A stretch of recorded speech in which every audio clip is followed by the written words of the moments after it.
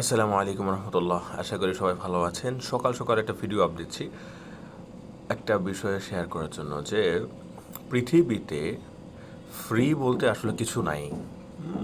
সেটা হোক সৌদি আরব, সেটা হোক বাংলাদেশ, পৃথিবীর যে কোনো প্রান্তে যখনই কোনো ফ্রি বা বেশি ডিসকাউন্ট দেখবেন, সবসময় সতর্ক থাকবেন যে আসলে এই ফ্রি এবং ডিসকাউন্টের ভিতরে আসলে কি আছে, এটা আসলে কি। যেমন অনেক সময় দেখা গেছে জুতার দোকানে ডিসকাউন্ট দেয় যে 50% ডিসকাউন্ট, অথচ 50% সে টাকা বাড়ে এবারে 50% দিচ্ছেন, কিন্তু আপনি কিন্তু নর্মাল টাকা নিচ্ছেন না, কিন্তু যখন ডিসকাউন্ট দেখছেন তখনই নিচ্ছেন।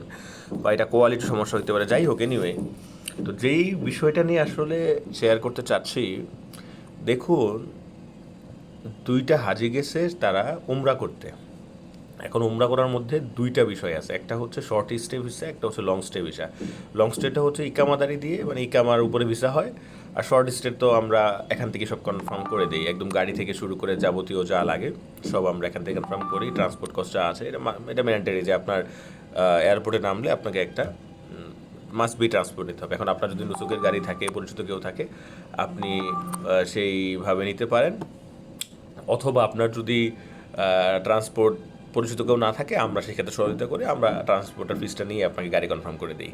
কিন্তু লং স্টের ক্ষেত্রে কী হয়, লং স্টের ক্ষেত্রে নর্মালি যিনি ইকামাধারী উনি গাড়ি পাঠান, অথবা যাত্রী নিজ দায়িত্বে গাড়ি নিয়ে চলে যায়, উবার গাড়ি যে কোনো কিছু নিয়ে।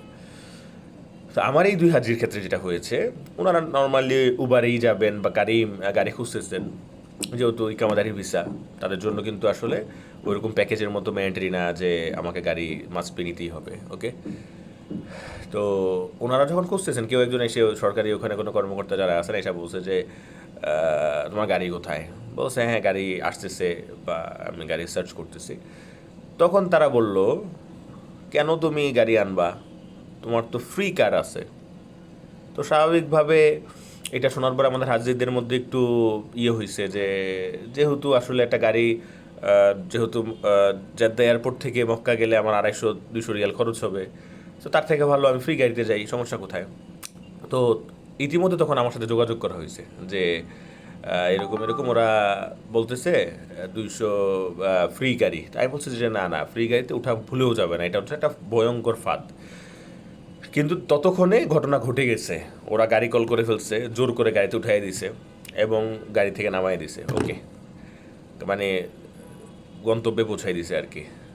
তো আজকে সকালে দেখেন, দুইজন বাবদ আমার জরিমানা আসছে 920 টাকা, মানে 920 রিয়াল অ্যাপ্রক্সিমেট আপনার 30,000 টাকা, মানে 30,000 সামথিং আসছে। অথচ এইটা আপনার মাত্র খরচ হতো 250 টাকা। 250 টাকা অ্যাপ্রক্সিমেট 7,000 টাকা সামথিং বা এরকম খরচ হতো। এখন কি হলো, এখন হইলো আপনার 30,000 টাকা বিল আসলো। কিন্তু দেখেন পলিসিটা কি হলো, পলিসিটা হলো যে এই যে একটা মিথ্যা কথা, একটা হাজিদের সাথে, যে তোমাকে আমি একটা ফ্রি গাড়িতে উঠাই দিচ্ছি, তুমি কেন উবারে টাকা খরচ করে যাবা। এটা কোথায় হয়েছে, এটা সৌদি আরবে হয়েছে। এটা একটা শিক্ষণীয় যে আমাদের প্রত্যেকটা ধাপে, প্রত্যেকটা পদে আমাদের জন্য বিপদ, ফাঁদ, এগুলো সবসময় রেডি থাকে। এই জন্য আমাদের প্রত্যেকটা ধাপে সতর্ক থাকতে হবে, কোনো ফাঁদে পা দেওয়া যাবে না, কোনো অতি লোভনীয় অফারে লোভ করা যাবে না। ভালো থাকবেন, আল্লাহ হাফেজ।